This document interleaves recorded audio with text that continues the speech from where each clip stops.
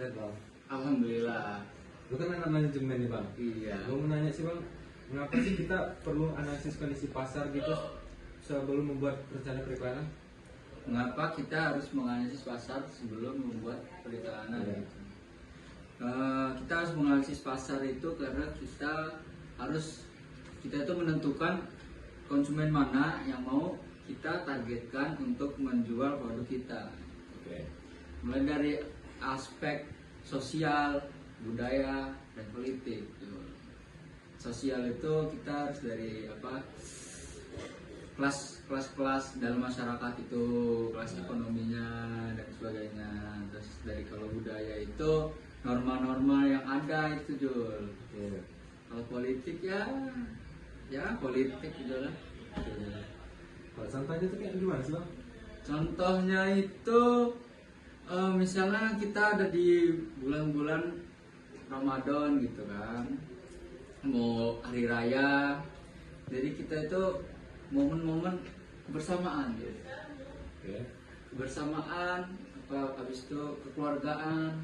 Jadi kita harus buat iklan itu dengan tema kebersamaan. Contohnya itu kayak iklan-iklan Marjan, tahu ya? Tahu bang. Yang biasa di TV itu Jul. Iya. Udah, jadi gitu aja. Kenapa kita harus menganalisis itu ya karena itu kita biar nggak salah pilih konsumen lah gitu pokoknya. Biar tepat sasaran. Oke. Coba lanjut bang. Pertanyaan kedua tuh, mengapa konsumen di masa sekarang ini lebih senang dengan display harga yang pasti dibandingkan mekanisme tawar menawar?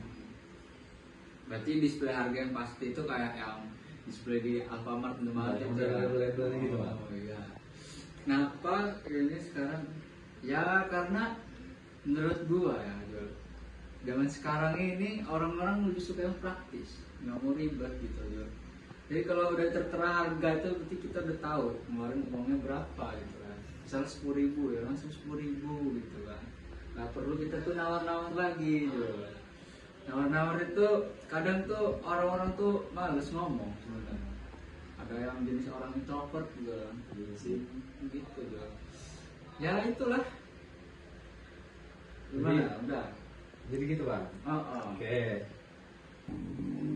Pertanyaan terakhir nih bang. Oke. Apa sih Zeigarnik Effect itu terkadang dilakukan sebagai strategi marketing, sama berikan ini sih kelemahan strategi tersebut?